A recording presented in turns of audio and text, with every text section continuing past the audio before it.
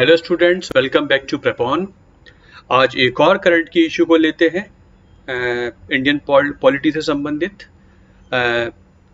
Thanks a lot, आपका response videos पे अच्छा आ रहा है।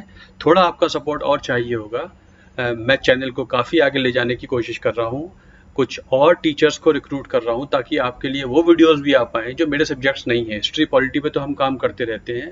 आई am trying to include some more experts so that you can have more number of videos. इसलिए आपका सपोर्ट बहुत ज़रूरी है।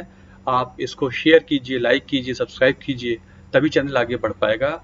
आई intend to make it a very very useful and good channel for students, जिसमें आपको बहुत अच्छी एजुकेशन आपके कॉम्पिटिशन्स के लिए मिल पाएगी। चलिए एक इशू को करते हैं। करंट अफेयर्स की इशू इंडियन पॉलिटी या इंडियन हिस्ट्री से या आर्ट एंड कल्चर से संबंधित मैं लेता रहूँगा। इसकी वजह यह है कि जितने भी क्वेश्चंस प्रीलिम्स में आते हैं, मेंस में आते हैं, 90% ऑफ देम का जो बेसिस है वो करंट इशू से ही होता है। करंट इशू को लेकर उससे संबंधित जो सब्जेक्ट की इशू होती है उससे वो क्वेश्चन बना देते हैं। पिछले कुछ दिनों मैंने आपको ममता बनर्जी ने इलेक्शन चैलेंज किया है शुभेंदु अधिकारी का, वहाँ पर मैंने आपको एक वीडियो दिया। ऐसे ही तीरथ सिंह रावत का इस्तीफा हो गया, वहाँ वीडियो दिया। इस तरीके से करंट इश्यूज को लेके आते रहेंगे और हमारा पॉलिटी का जो डायमेंशन एंगल है वो भी क्लियर होता रहेगा। तो चलिए, एक हॉट इशू जो और हॉटर हो जानी है आने वाले दिनों में, वो ये है कि राफेल डील में ज्वाइंट पार्लियामेंट्री कमेटी बनाई जाए, ऐसा अपोजिशन ने डिमांड किया है। तो देखते हैं आज के अखबार में, इंडियन एक्सप्रेस में या हिंदू में भी इसका रेफरेंस आया है कि क्या है ये डील, क्या है इसका पॉलिटिकल एंगल, क्या है वो तो अलग है। इसका जो पॉलिटिकल एंगल है वो हम देखते हैं जो हमारे एग्जाम के काम का हो सकता है। तो जेपीसी बनाई जाए। जेपीसी की डिमांड अपोजिशन हमेशा करता रहता है। जेपीसी है क्या, इसको हम समझते हैं। फ्रांस के अखबार में छपा है कि एक जुडिशियल प्रोब ऑर्डर किया गया है in the allegations of corruption in the sale of Rafale aircraft to India. 36 aircraft India को बेचे गए हैं, उसमें एक जुडिशियल प्रोब ऑर्डर किया गया है। वहाँ के मीडिया रिपोर्ट ने, मीडिया अपार्ट एक बॉडी है, उसने ये कहा है कि जज अपॉइंट कर दिया गया है और ये माना गया है कि इस डील में फेवरेटिज्म और करप्शन हुआ है। वहाँ के गवर्नमेंट के हेड उस समय, जो प्रेजेंट हेड है वो उस समय वहाँ फॉरेन मिनिस्टर थे, डिफेंस मिनिस्टर थे। इस तरीके से इसको प्रोब किया जाए। 7.8 बिलियन यूरो सेल इंडिया को हुआ है, इसमें कुछ गड़बड़ हुई है। और वहाँ की इस ये रिपोर्ट नेशनल फाइनेंशियल प्रोसिक्यूटर्स, वहाँ की जो गवर्नमेंटल बॉडी है, उसने इसे ऑर्डर कर दिया है जुडिशियल प्रोब का। इसका मतलब फ्रांस में इसमें गतिविधियां चालू हो गई हैं। Obviously as a follow through India में भी इस पे कुछ काम शुरू हो गया है, पॉलिटिक्स शुरू हो ही जाएगी। अब जेपीसी की बात आ रही है। अब देखते हैं जेपीसी क्या है। कांग्रेस अर्जेस, इंडियन एक्सप्रेस ने आज रिपोर्ट किया, Congress urges PM Modi to order JPC investigation into the Rafale deal after France opens judicial probe. अगर फ्रांस ने कर दिया है तो इंडिया क्यों पीछे रहे, इंडिया भी ज्वाइंट पार्लियामेंट्री कमेटी का प्रोब इसमें कराएगा। अब देखते हैं कि जेपीसी क्या है।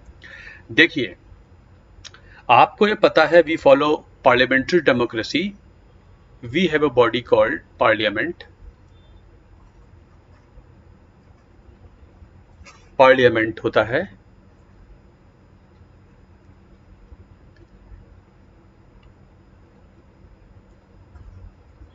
Parliament is there and Parliament has many functions to do. Parliament के पास कई सारे functions होते हैं। एक तो Parliament legislation करता है, ये हमको पता है, Parliament legislation करता है।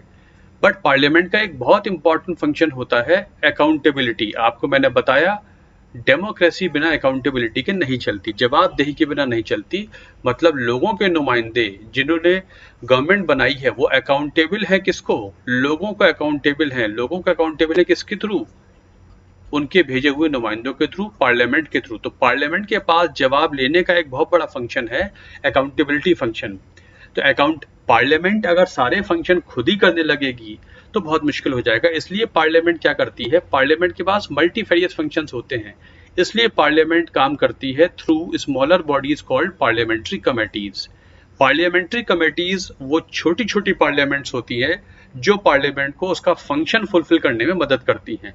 अगर पार्लियामेंट्स डायरेक्टली ही सारे फंक्शन करने लगेगी, सारे अकाउंटेबिलिटी या सारे खुद ही करने लगेगी तो पार्लियामेंट सारे काम नहीं कर सकती, इसलिए वो काम डेलीगेट कर देती है पार्लियामेंट्री बॉडीज को, जिसमें एमपीज ही होते हैं जो छोटी छोटी बॉडीज हैं उस विषय वस्तु पे काम करके लाते हैं, फिर पार्लियामेंट उस पर डिस्कशन करके जल्दी से उसे क्लियर कर देती है। इस तरीके से ज्यादा काम हो सकता है। तो basically parliamentary committees are mini parliaments. ये मिनी पार्लियामेंट होती हैं, पार्लियामेंट को अपना मैंडेट फुलफिल करने में मदद करती हैं। ये इसका फंक्शन होता है पार्लियामेंट्री कमेटी का। तो पार्लियामेंट्री कमेटी दो तरीके की होती हैं। There are two types of parliamentary committees. दो तरीके की होती हैं पार्लियामेंट्री कमेटीज।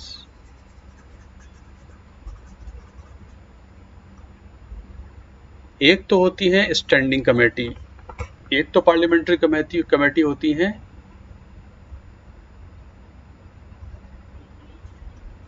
पार्लियामेंट्री कमेटी, एक तो होती है स्टैंडिंग कमेटीज।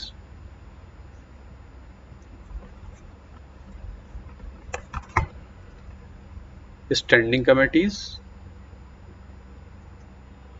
और एक होती हैं एड हॉक कमेटीज। देखिए ये जो पेन है काम नहीं कर रहा है, मैं आपको बता देता हूँ। पार्लियामेंट्री कमेटीज दो तरीके की होती हैं, स्टैंडिंग कमेटीज और ad hoc committees. Standing committee होती है परमानेंट कमेटी, ये सारे साल काम करती है, एक साल के लिए बना दी जाती है, एक साल फिर बना दी जाती है, ये परमानेंटली काम करती हैं। एड हॉक का मतलब होता है टेम्परेरी कमेटीज। तो जो एड हॉक कमेटीज होती हैं वो टेम्परेरी है, एक पर्पज के लिए बनाई जाएंगी और जैसे ही पर्पज सॉल्व होगा वो खत्म हो जाएंगी। उनमें कुछ होती हैं बिल्स पर, मान लीजिए कोई बिल आया तो बिल पे बना दी जाती है, इस बिल पे आप डिस्कशन कीजिए, निकाल के लाइए, या किसी इन्वेस्टिगेटिव इशू पर ले आएंगे, जैसे कि बोफोर्स पे बना दी गई थी या 2G स्कैम पे बना दी गई थी, तो इन्वेस्टिगेटिव एड हॉक कमेटी। तो ये जो जेपीसी की बनाई कमेटी की बात चली है, investigative JPC ad hoc committee बनाई जा रही है, मतलब ये एक टेम्परेरी कमेटी होगी, जैसे ही अपना काम कर देगी इसका टेन्योर खत्म हो जाएगा। और जो स्टैंडिंग कमेटी होती है उनका टेन्योर एक साल का होता है, जैसे public account committee, estimates committee, committee on public sector undertakings etcetera etcetera. तो बहुत सारी कमेटीज हुआ करती हैं।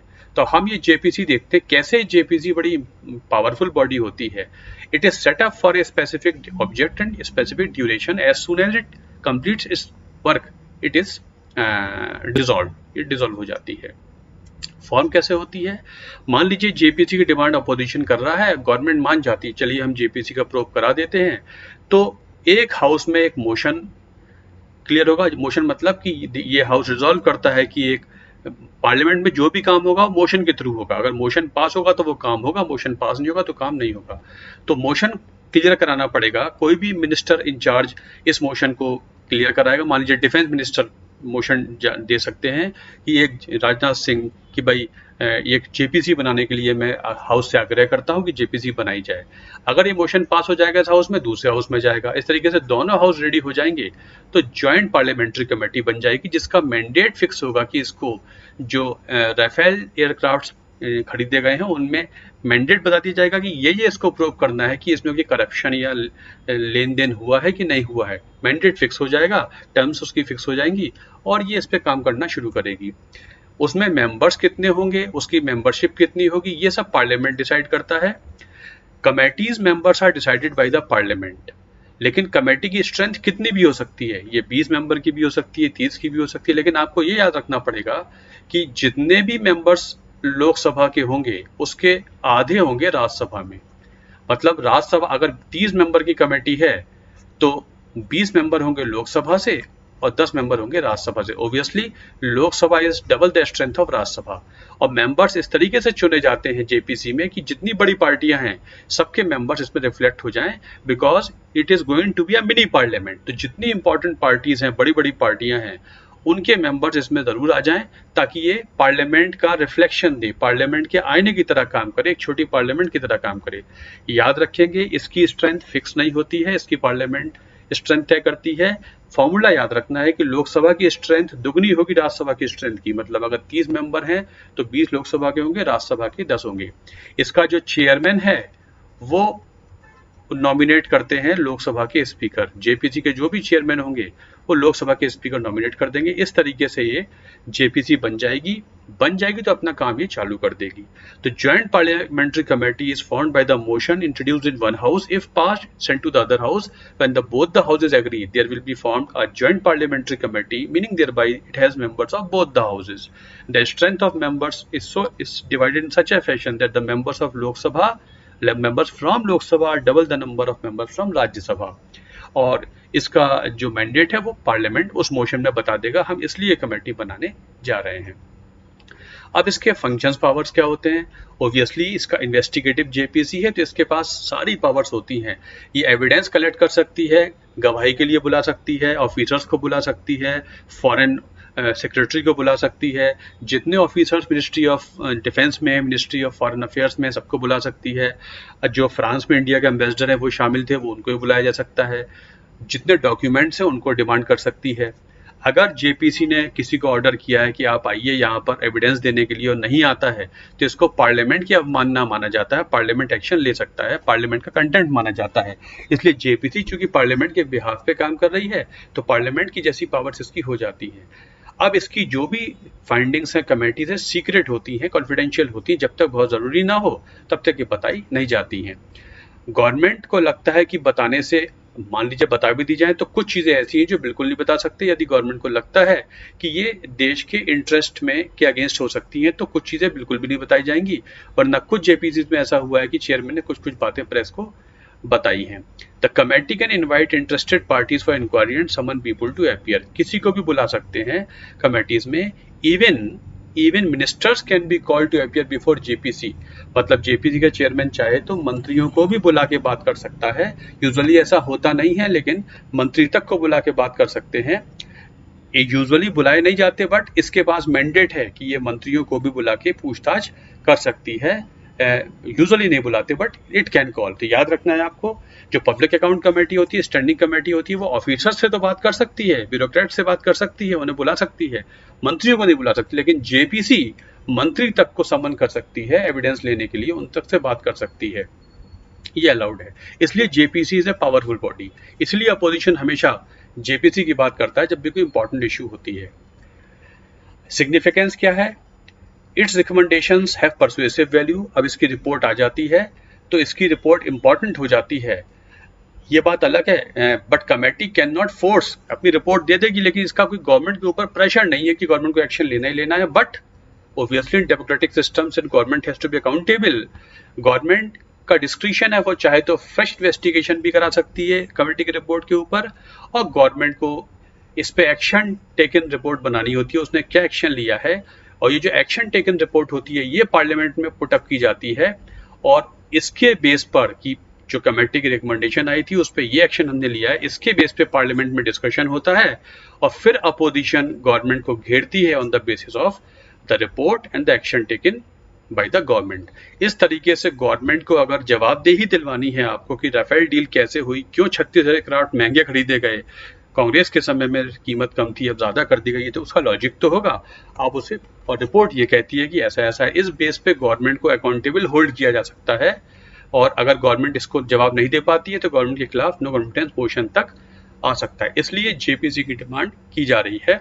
अपोजिशन ऑब्वियसली यहाँ की बात समझ में आ रही होगी कि अगर जेपीसी बनानी है लोकसभा राज्यसभा में मोशन लाकर, मोशन पास नहीं होगा तो नहीं बन पाएगी, क्योंकि दोनों हाउसेज में, लोकसभा में तो खास तौर से बीजेपी की वैल्यू है, हो सकता है मोशन क्लियर ही ना हो, जेपीसी बने ही नहीं।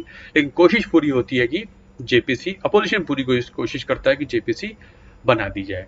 तो जेपीसी बहुत इंपॉर्टेंट बॉडी होती है, रेयरली ही बनती है JPC, and JPC has more power than public account committee because JPC can ask ministers also to appear before it for the purpose of investigation.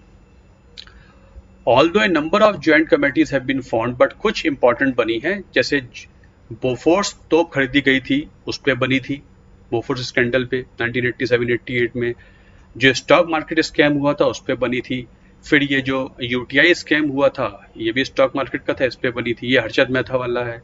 Similarly cold drinks वगैरह में pesticide होते हैं, इस पे बनी थी। एक 2G स्पेक्ट्रम एलोकेशन जो हुआ था जिसपे सीएजी ने कह दिया था कि प्रेजेंटिव लॉस है कि सरकार ने सस्ते पे कह दिया इस पे बनी थी। इस तरीके से इन्वेस्टिगेटिव जेपीसीज बनती रहती हैं और इनका मैंडेट होता है कि उस इशू को पता लगाया जाए। तो joint parliamentary committee is a committee which functions on behalf of parliament to inquire into some specific issue. इसका कोई फिक्स टेन्योर नहीं होगा, जितने समय काम करेगी बता दिया जाएगा। अगर मान लीजिए 2 महीने में काम नहीं कर पाई तो फिर 2 महीने टेन्योर बढ़ा दिया जाएगा। पार्लियामेंट में मोशन आएगा, अभी 2 महीने में काम नहीं हो पाया और समय चाहिए, फिर मोशन में 2 महीने टेन्योर बढ़ा देंगे। जो स्टैंडिंग कमेटी होती है उनका कार्यकाल 1 साल के लिए फिक्स होता है, 1 साल बाद तो दोबारा बना दी जाएंगी। इसका 1 साल नहीं है, 2 महीने भी हो सकता है, 2 साल भी हो सकता है। अगर उस दौरान काम हो जाएगा तो ऑटोमेटिकली खत्म हो जाएगी, नहीं काम होगा तो टेन्योर बढ़ा भी सकते हैं। तो इसकी वैल्यू ज्यादा होती है, इसलिए अपोजिशन ही हमेशा डिमांड करती है कि जेपीसी बनाई जाए। तो ये इश्यू अब शुरू हो गई है कि राफेल डील पर जेपीसी यहाँ पर बनाई जाए। अब इसका आने वाले दिनों में अखबार में आप बहुत सारी चीजें देखेंगे। तो JPC is an ad hoc parliamentary investigative committee it may be formed on the Rafale deal as the Congress is demanding, opposition is demanding. तो होप आपकी समझ में आया होगा कि पार्लियामेंट के पास 2 पार्लियामेंट्री कमेटीज के थ्रू काम करता है, सारे काम खुद नहीं कर सकता। पार्लियामेंट्री कमेटीज में स्टैंडिंग कमेटीज होती हैं और एड हॉक कमेटीज होती हैं। स्टैंडिंग कमेटीज परमानेंट कमेटीज होती हैं, उनका मैंडेट फिक्स होता है, वो उसी पे काम करती हैं। इनमें ad hoc committees particular bill के लिए लाई जाती हैं या किसी इशू के लिए लाई जाती हैं, और जैसी वो इशू पे काम हो जाता है ये अपने आप खत्म हो जाती है। स्टैंडिंग कमेटी साल दर साल एक साल में कंटिन्यू होती रहती हैं। जेपीसी के चेयरमैन को स्पीकर नॉमिनेट करते हैं। जॉइंट पार्लियामेंट्री कमेटी जो इन्वेस्टिगेटिव होगी उसमें जितने मेंबर लोकसभा के होंगे वो डबल होंगे of the members of Rajya Sabha. Strength parliament तय करती है, उस मोशन में स्ट्रेंथ इसकी मेंशन कर दी जाती है। हाउसेज अपने अपने मेंबर बता देते हैं कि ये 20 लोकसभा के मेंबर होंगे, ये 10 राज्यसभा के मेंबर होंगे। फॉर एग्जाम्पल अगर स्ट्रेंथ इसकी 30 है, so this is how JPC work, इसलिए जेपीसी बन सकती है। तो this is all about JPC. I hope आपकी बात समझ में आई होगी। अगर आप इस वीडियोस को एंजॉय कर रहे हैं, इससे आपकी नॉलेज में फ़ायदा हो रहा है, तो मुझको कमेंट करके ज़रूर बताइए और मुझको बताइए कि मैं और क्या क्या लेके आऊँ आपके लिए। मैं अपनी तरफ से कोशिश कर रहा हूँ। अभी देखिए कोविड कम होता जा रहा है, आने वाले दिनों में मैं रेगुलरिटी बढ़ा दूंगा और कई तरीके की वीडियोज़ आपके लिए लेके आऊँगा। बट आपका सपोर्ट बहुत ज़रूरी है। प्रेप एजुकेशन को मैं बहुत बड़ा प्लेटफॉर्म बना दूंगा बच्चों के लिए, एक बहुत अच्छा माध्यम शिक्षा के लिए। चलिए, thanks a lot for your support. Thank you.